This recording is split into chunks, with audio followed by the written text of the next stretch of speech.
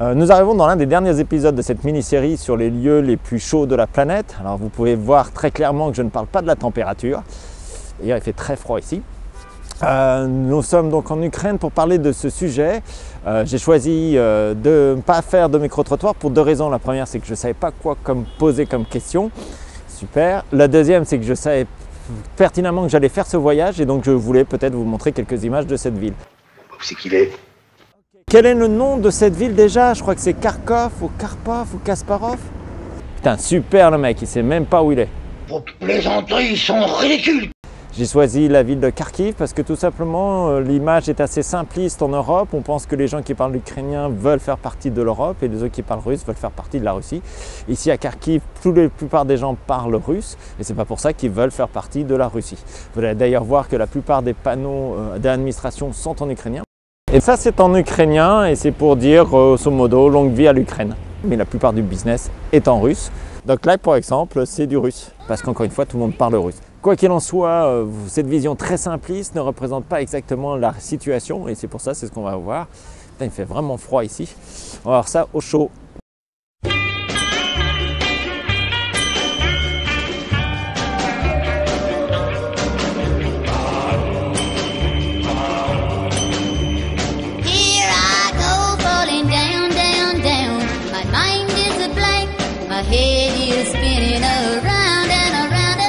Deep into the funnel of love.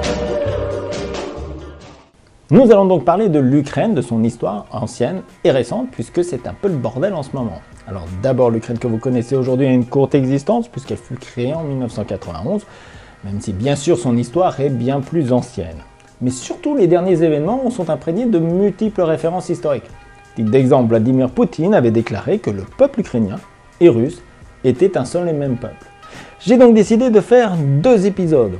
Un plus historique, dans lequel nous allons voir l'histoire de l'Ukraine jusqu'à sa création en 1991, et un autre historique mais un peu plus politique qui évoque donc depuis 1991 les différentes étapes qui nous amènent à ce conflit. Bon, d'accord, en fait c'était trop long pour tout mettre dans un seul épisode. What do you want from me, Miss Perfect? Franchement, on parle. Commençons par le 9e siècle. Alors, bien sûr, l'histoire de l'Ukraine ne commence pas au 9e siècle. Je rappelle qu'il y a dans ce pays des sites archéologiques, donc Kamyana Mohyla, avec des vestiges qui datent de plus de 15 000 ans avant l'ère commune. Ah bah dis donc.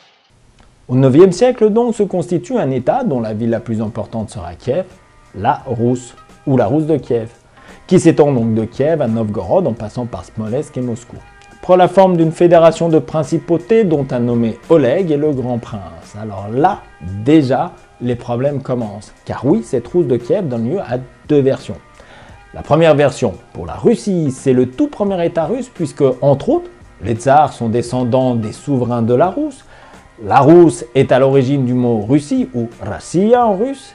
Et donc l'Ukraine et Kiev étant partie intégrante de ce premier État, l'Ukraine ferait dès l'origine partie de la Russie. La deuxième version est que pour les Ukrainiens évidemment, cette Rousse de Kiev est le premier État ukrainien qui s'est fracturé après en deux pour faire l'Ukraine et la Russie. Version un peu trop simpliste bien sûr. Laquelle? La première ou la seconde? Eh bien les deux. Alors d'abord pour ce qui est des tsars, comme on l'a pu le voir dans l'épisode de Richard Cœur de Lion, il peut y avoir quelques surprises sur les origines de la royauté d'un pays. D'ailleurs le dernier tsar de Russie était cousin du roi d'Angleterre, on peut constater une ressemblance flagrante. Mais la Rousse de Kiev n'est pas non plus déterminante. Alors, pour illustrer mon propos, prenons par exemple la France. À l'école, on vous a appris qu'à un moment, il y a eu le royaume des Francs, qu'ils ont donné leur nom à la France et que le roi Clovis fut donc le premier roi de France. Sauf qu'en réalité, le royaume franc était plutôt en Allemagne qu'en France, que si c'est vrai que les Francs ont inspiré par leur nom le nom de France, ils ont aussi inspiré celui de la ville de Francfort en Allemagne, et que Clovis régnait au départ sur la Belgique, avant d'envahir le nord de la France. Il peut donc être aussi bien revendiqué par les Français que les Belges ou les Allemands. Tout cela pour vous dire qu'en 20 siècles d'histoire, tous les pays d'Europe ont forcément, et vous imaginez bien, une partie de leur histoire partagée avec un autre pays, et que l'on ne peut pas définir une nation sur la base d'un seul passage historique, mais sur un ensemble. Même si malheureusement, beaucoup de personnes politiques utilisent des raccourcis historiques simplistes pour justifier leur vision personnelle d'une certaine identité nationale. On le voit bien sûr en Russie, mais on le voit aussi en Belgique avec les Wallons et les Flamands, mais aussi et surtout en France avec nos soi-disant ancêtres les Gaulois. Oui, enfin, passons. Revenons à la Rousse de Kiev. En 980, ce fut le fils d'Oleg, Vladimir Ier, dit le Grand ou Beau Soleil, qui régna. En 987, après un accord avec l'empereur byzantin Basile II pour mettre fin à une révolte, Vladimir, contre 6000 guerriers, obtient en échange la main de la princesse Anna Propyrogenette, la sœur de l'empereur. J'en parle car après ce mariage, Vladimir reçoit le baptême en 988 et impose à son peuple le christianisme de rite byzantin, c'est-à-dire le christianisme orthodoxe, religion qui encore aujourd'hui est principale aussi bien en Ukraine qu'en Russie. Et puis les Mongols sont arrivés. Une vraie surprise partie. Pour les Mongols sûrement, mais pas pour les Ukrainiens qui les voient débarquer chez eux. Oui, car les Mongols ont envahi l'un des plus grands territoires qui s'étend de la Méditerranée au Pacifique. En 1236, la région de Kiev est définitivement ruinée par les dévastations de la conquête mongole. Après cela, la ville de Moscou, épargnée par les Mongols, va prendre de plus en plus d'ampleur et la Moscovie va devenir un véritable empire. Les Mongols vont quitter progressivement les lieux et les territoires de l'Ukraine vont être partagés par la suite entre la Pologne et la Moscovie. À partir de 1648, un certain Bogdan Khmelnytsky est élu chef des Cosaques et il incite les paysans ukrainiens à la révolte. Alors l'Ukraine a déjà connu plusieurs révoltes, mais cette fois-ci le but est la constitution d'un pays indépendant. On s'en doutait un peu. Bogdan Khmelnytsky obtient un certain succès. Il soulève en effet l'Ukraine, rassemble une armée de plus de 80 000 hommes et bat les armées polonaises à plusieurs reprises. Bon, en même temps, il faut rappeler que de nombreux pogroms contre les Juifs ont lieu en Ukraine pendant ces années, ce qui fait que cette période n'est pas un souvenir joyeux pour les Juifs. En 1651, les révoltés sont battus, mais la résistance cosaque n'est pas définitivement matée.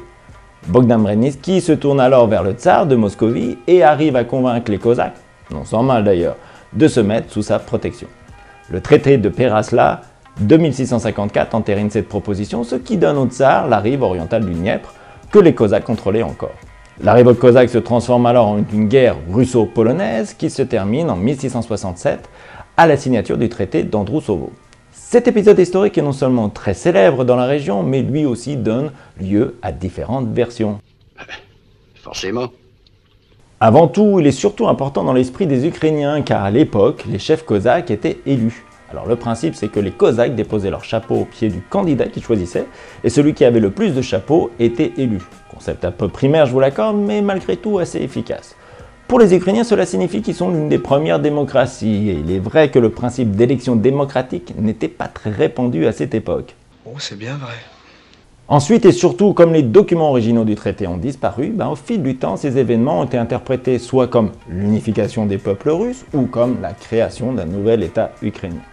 Quoi qu'il en soit, après cela, cet État cosaque va perdre lentement mais sûrement toute autonomie. La langue ukrainienne sera même interdite. C'en est fini pour des siècles des espoirs d'indépendance ukrainienne.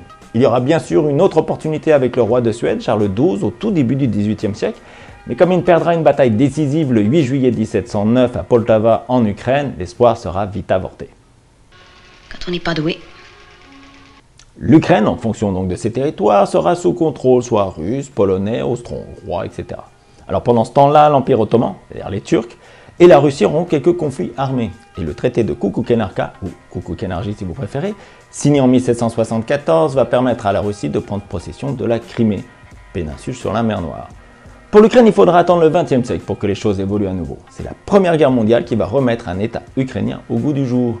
Fin 1916, l'armée de Russie a subi de lourdes défaites, des mutineries ont lieu, les marchandises se font rares et la famine gronde en Russie. Bref, tout est là pour qu'une révolte éclate et en février 1917, c'est la révolution. Le tsar Nicolas II abdique le 15 mars. Ça va aller mieux. Oui, il y a de bonnes chances. Bon, après cela, les gouvernements provisoires se succèdent en Russie et cette situation offre aux nationalistes ukrainiens une opportunité inattendue de retrouver leur indépendance. À Kiev, une assemblée, la Rada, constitue le 15 mars 1917 une république autonome ukrainienne. République qui aura des initiatives assez intéressantes d'ailleurs. Entre autres, ils vont créer une devise monétaire qui sera en 3 langues, ukrainien, polonais et yiddish. C'est marrant, non? Oui, oui. Alors sauf que malheureusement, comme nous l'avons vu dans les autres épisodes, quand une indépendance se crée, c'est rapidement le bordel, car comme toujours, quand il y a un nouveau pouvoir à prendre, la liste des candidats est longue. Les nationalistes ukrainiens, l'armée bolchevique, les Cosaques, les anarchistes de Nestor Makko et l'armée tsariste vont s'affronter donc dans une redoutable guerre civile. Se joignent des troupes occidentales à ce conflit et notamment françaises qui débarquent à Odessa contre les armées bolcheviques de Lénine. Il y aura d'ailleurs plusieurs républiques de créer. La République nationale d'Ukraine, la République soviétique d'Ukraine, la République populaire d'Ukraine occidentale. Pour ma part, je trouve ça ébouriffant. La Rada proclame l'indépendance de l'Ukraine le 22 janvier 1918. Les bolcheviks russes, qui eux aussi, après de multiples conflits internes et surtout aidés par l'Allemagne, prennent définitivement le pouvoir à Moscou. Ils demandent à l'Allemagne un armistice, puis signent un traité de paix à Brest-Litovsk le 3 mars 1918. Ce traité leur sera très défavorable puisqu'il perd un grand nombre de territoires, dont entre autres l'Ukraine. Comme l'armée allemande perd en novembre la guerre, les Russes profitent donc de la signature du traité de paix de Versailles pour annuler l'ancien traité et reprendre des territoires perdus. Ah voyons. À propos, dans ce traité de Versailles, la Pologne devient indépendante. Mais la frontière avec la Russie ne convient ni à la Pologne ni aux Russes, ils vont donc se faire la guerre, que la Pologne va gagner. Et le traité de Riga va lui donner une partie de l'Ukraine de l'Ouest, ce que l'on appelle la Galicie. Le reste finira entre les mains du gouvernement bolchevique de Lénine qui vont créer l'Union des républiques socialistes soviétiques, la fameuse URSS, soit en russe. Союз Советских Социалистических Республик. Merci. Alors officiellement l'Ukraine est la République socialiste soviétique d'Ukraine, la Crimée, la République socialiste soviétique autonome de Crimée, mais tout cela est purement symbolique tant la centralisation de Moscou au sein de l'URSS est forte. Car pour eux, l'Ukraine est trop précieuse pour la laisser indépendante. L'armée rouge va écraser tout espoir d'indépendance et c'est Staline qui va se charger de la sale besogne.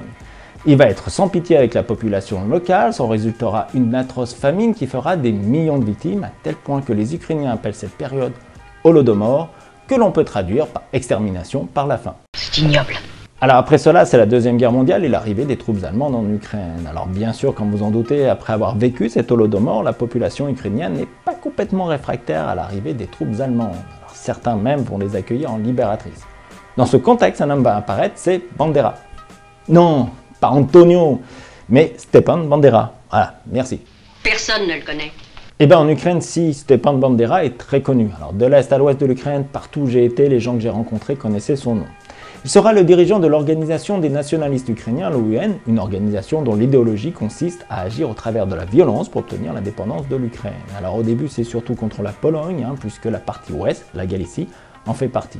Ils vont entre autres commettre un certain nombre de complots indépendantistes, dont des sabotages et des assassinats. Bandera sera arrêté et mis en prison, dont il ne sortira qu'à la suite de l'offensive allemande contre la Pologne en septembre 1939. Pourquoi faire? Les nazis comptent bien l'utiliser dans leur futur combat contre les Russes. Alors de là, la collaboration avec les nazis va s'intensifier, des forces paramilitaires vont être formées et vont participer militairement à la guerre contre la Russie. L'OUN va embrasser l'idéologie nazie et participera aussi au massacre de Juifs, entre autres dans la ville de Lviv en Ukraine. L'ironie de l'histoire, c'est que pour Hitler et les nazis, les Ukrainiens sont des sous-hommes. Bandera, lui, persuadé d'être un allié fidèle et un ami de l'Allemagne nazie, proclamera le 30 juin 1941 la déclaration d'indépendance de l'Ukraine. Je pense pas que ce soit très apprécié. Effectivement, il se fera arrêter, jeté en prison, et ce nouvel État ukrainien ne sera jamais reconnu par Hitler. Alors bien sûr, quand l'issue de la guerre deviendra défavorable à l'Allemagne nazie, Bandera sera libéré afin de faire front contre les armées communistes en septembre 1944. À la fin de la guerre, il s'enfuira d'abord en Suisse, puis il ira en Allemagne de l'Ouest, d'où il encouragera toujours et encore une insurrection en Ukraine contre le pouvoir communiste en place. Il se fera assassiner d'ailleurs par le KGB en 1959. Alors, quand je vous raconte tout ça, il faut bien sûr pas en déduire que tous les Ukrainiens ont adossé l'idéologie nazie. Il fait pas dire ce qu'il dit pas. Certains, il est vrai, ont rejoint la division SS Galicie, mais d'autres ont rejoint les armées communistes, mais la plupart, comme dans les autres pays occupés, ont subi ces invasions. Alors après la Deuxième Guerre mondiale, Staline, de son vrai nom Иосиф Виссарионович Джугашвили. Merci, est aux commandes de l'URSS, et vous imaginez bien que l'Ukraine est soumise totalement à son autorité. Alors après, c'est Nikita Khrouchtchev qui dirige l'URSS, et il va décider en 1954 de donner la Crimée, qui était à la Russie depuis Catherine II, à l'Ukraine. Alors en réalité, c'est juste un point administratif. Pour le pouvoir russe, les deux sont sous leur contrôle. Mais comme la Crimée est attachée physiquement à l'Ukraine, cela leur paraît plus logique de les regrouper.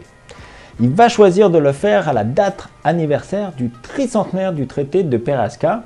Vous n'avez pas oublié, celui avec Bogdan Khmelnytsky? Oh, mais je n'oublie rien. Tout ceci parce que pour les Russes, encore une fois, ce traité est la réunification de l'Ukraine et de la Russie. Ce geste symbolique aura de grandes conséquences en 2014. Quoi qu'il en soit, par cet événement, rien ne va vraiment changer pour l'Ukraine, même avec l'arrivée au pouvoir de Léonid Brejnev. Léonid, C'est bon, on va pas le faire à chaque fois non plus. Je dis cela parce qu'il est né en Ukraine. Bon, d'un père russe, il est vrai. Un événement tragique va tout basculer, c'est Tchernobyl, le 26 avril 1986. Le 4e réacteur de la centrale nucléaire de Tchernobyl, qui n'est qu'à 120 km de la capitale Kiev, va exploser, libérant dans l'atmosphère un nuage radioactif meurtrier. Les erreurs de gestion de cette crise, celles responsables de l'accident et les mensonges du gouvernement sur cette catastrophe vont mettre en évidence l'incompétence du régime et son mépris des hommes. C'est regrettable, extrêmement regrettable. Le régime commence à craquer de toutes parts, ce qui amènera par la suite à l'effondrement de l'URSS en 1991. Alors bon, évidemment, Tchernobyl n'est pas le seul élément, loin de là, qui va créer l'effondrement de l'URSS, mais c'est un des éléments majeurs. 1991, donc tout part en sucette pour les républiques socialistes soviétiques. Le pacte de Varsovie est dissous, le mur de Berlin est tombé, et dans cette confusion générale, le Parlement ukrainien proclame l'indépendance de la République le 24 août. La Crimée en fait autant, elle devient donc elle aussi indépendante. Mais en 1992, le Parlement de Crimée et celui de l'Ukraine décident de réunir les deux républiques sous la condition que la Crimée ait une certaine autonomie. Alors autonomie qui ne fera que de s'agrandir au fil des ans. Elle garde entre autres son Parlement et est pourvue de sa propre constitution.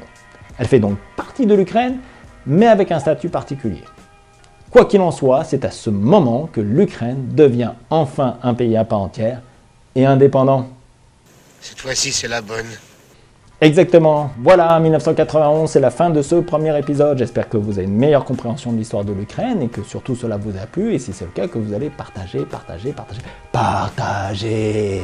Quoi qu'il en soit, j'espère tous vous voir sur le deuxième épisode. À très vite. Kenabo.